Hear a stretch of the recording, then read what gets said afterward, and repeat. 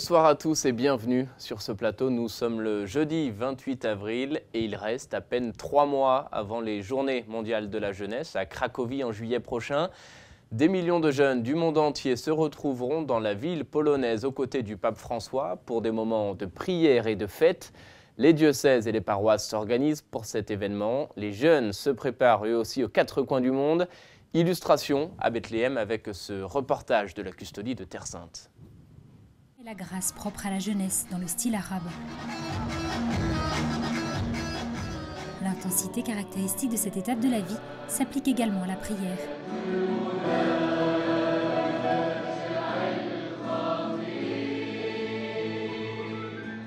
Dans l'auditorium d'une école catholique de Bethléem, s'est élevé le chant fervent de 400 jeunes de Terre Sainte. Ils se préparent ici pour un moment tant attendu, la Journée mondiale de la jeunesse. Aujourd'hui, les jeunes n'ont pas beaucoup la foi. Ils ne sont pas intéressés par l'Église, alors que dans des rencontres comme celle-ci, des millions de personnes du monde entier déclarent « Nous appartenons au Christ ». Pour ces jeunes qui verront leur père lutter comme eux pour suivre Jésus, ce sera l'occasion de sentir qu'ils peuvent, à leur tour, être chrétiens.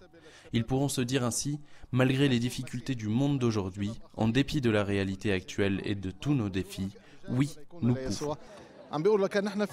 Il s'agit de la deuxième réunion des jeunes de Terre Sainte avant la Journée mondiale de la jeunesse. Ils viennent de Galilée, de Palestine et se préparent à traverser des frontières, direction la Pologne, pour une rencontre des plus attendues, celle du pape François avec les jeunes du monde entier.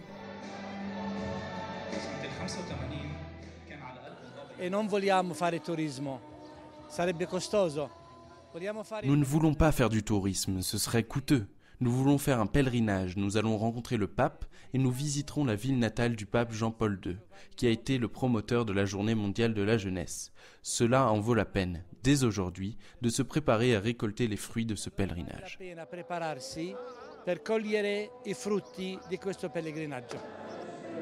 Pendant cette journée de retraite, des moments intenses de spiritualité, des temps précieux pour rencontrer Dieu. Le but de ces réunions est de veiller à ce que les jeunes se connaissent les uns les autres, mais aussi qu'ils connaissent la personne de Jésus-Christ, qui répand sur nous sa miséricorde. Un grand nombre de jeunes qui sont ici sont nouveaux. Nous les voyons ici pour la première fois et nous souhaitons que Jésus soit en premier lieu la personne qu'ils puissent rencontrer à nouveau.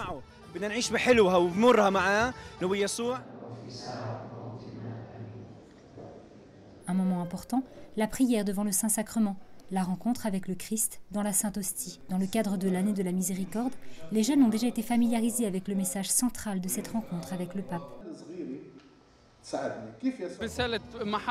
Le message est un message d'amour, sur comment être en relation les uns avec les autres. Nous pouvons faire à travers l'amour et la miséricorde pour accepter tout le monde et transmettre la foi chrétienne dans ce pays.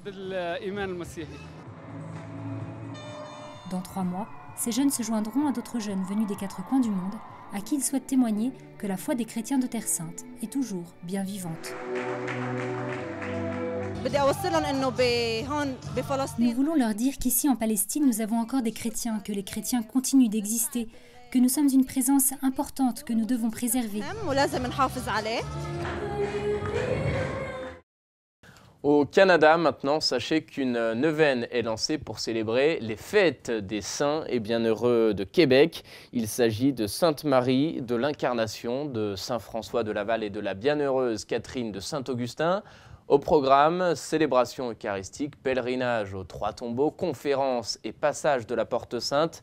La neuvaine débutera ce samedi 30 avril et se terminera le 8 mai prochain. Les détails sont sur le site internet du diocèse de Québec.